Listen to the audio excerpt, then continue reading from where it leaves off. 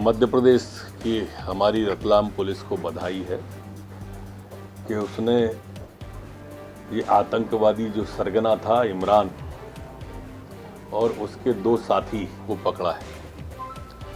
ये इमरान के द्वारा कई दिनों से संदिग्ध गतियों में थी और पुलिस के वाच पर था। ये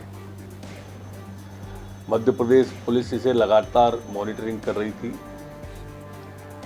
इसने 2014 में अपनी गतिविधियां प्रारंभ की थी सामाजिक कार्यक्रमों के माध्यम से। ये हार्डकोर अपराधी की तरह था। उस समय ये सीरिया जाना भी चाहता था। जेल में उस समय 1 साल के लिए रखा था, लेकिन इसने अपने 3 लोगों को विस्फोटक सामग्री लेके राजस्थान भेजा। वो तीनों लोग राजस्थान में पकड़े गए और उसके बाद प्राप्त तथ्यों के आधार पर मध्य प्रदेश पुलिस ने इसका मास्टरमाइंड सरगना हार्डकोर अपराधी इस इमरान को पकड़ा है। और 30 मार्च को जो पकड़े गए थे वो सैफुल्ला, अल्तमस और जुबैर राजस्थान पुलिस ने पकड़े थे। ऐसे अब 6 लोग ये हिरासत में हो गए।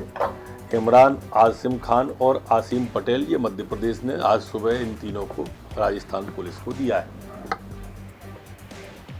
मध्य प्रदेश में ये बात समझ लें अच्छी तरह से कि चाहे सिमी का नेटवर्क हो, चाहे जेएनबी हो, चाहे पीएफआई हो और चाहे यह संगठन हो, ये कोई भी मध्य प्रदेश में सर उठाने की कोशिश न करे।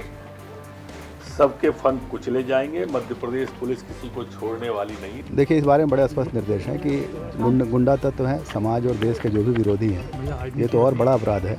इनके जो भी अवैध निर्माण है वो ख़त्म किए जाएं।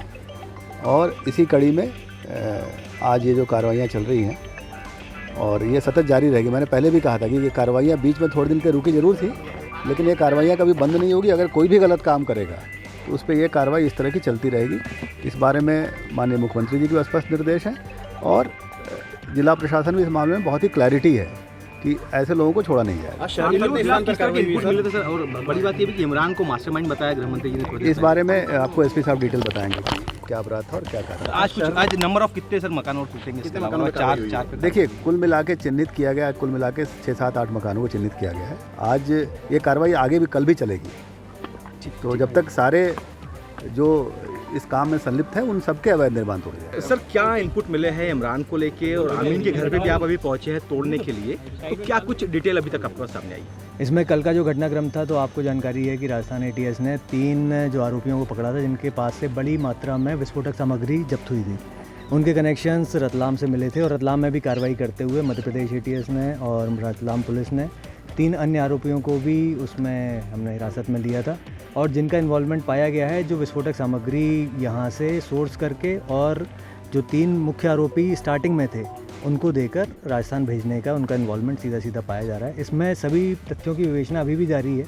इसमें Madhya Pradesh police, Ratlam police, ATS Madhya Pradesh, ATS Rajasthan, सभी लोग कंबाइंड तौर पे भी और अपने अपने स्थल से भी इसमें विभिन्न पहलुओं पर गहनता से जाँच कर रहे हैं। अन्य और लोगों का भी इसमें नाम सामने आया है।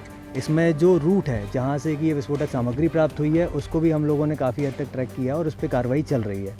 स्थानीय स्तर पे एक जो मॉड्यूल था, उससे भी जिस भी तरह से फाइनेंशियली चाहे हो या फिर ऑर्गेनाइजेशनल सपोर्ट हो या फिर किसी तरह का वैचारिक सपोर्ट हो, जिस भी तरह से इस ऑर्गेनाइजेशन को देशद्रोह के काम में, आतंकी गतिविधियों को फैलाने के काम में जो भी सपोर्ट कर रहा था, उस पर कड़ी से कड़ी कार्रवाई की जाएगी। रतलाम में भी की जाएगी, प्रदेश स्तर से भी की जा रही है। कितने लोग राउंड अप किया अब तक?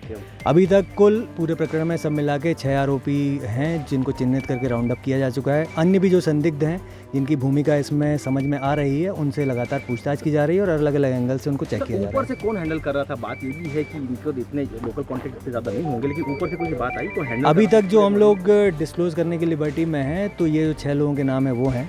आगे की भी सूत्र कुछ निकल के आ रहे हैं, लेकिन जब वो पूरे पुख्ता हो जाएंगे तो आपके सामने रखे जाएंगे। 2017 में मोहन नगर, अशोक नगर से जो लोग पकड़े गए थे, अलसुफा के कार्यकर्ता बता रहे थे, क्या कमी रही कि इन लोगों की जमानत बहुत जल्दी हो गई और उसी के बाद में इतनी बड़ी घटना को अंजाम दे सकते थे ये लोग?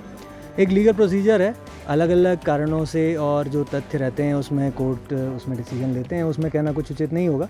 लेकिन ये ज़रूर है कि इस तरह से निकलने के बाद यदि कोई भी इस तरह का देशद्रोह का आतंकवाद के से संबंधित किसी भी घटना में या किसी भी प्लानिंग में इन्वॉल्व होगा तो उस पर कड़ी से कड़ी कार्रवाई की जाएगी।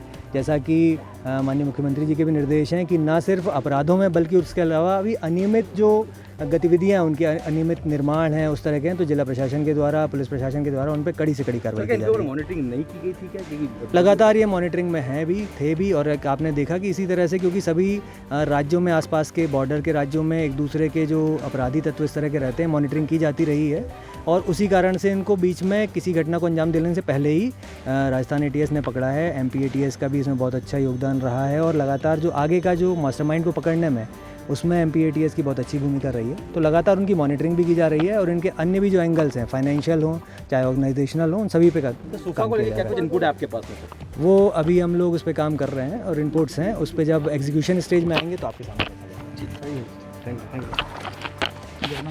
खबरों के पीछे की खबर पहुंचाते हैं हम, आपकी आवाज को मुद्दा बनाते हैं हम। टाइम्स नाउ नवभारत को YouTube पर लाइव देखिए, सब्सक्राइब करिए और बेल आइकन जरूर दबाइए।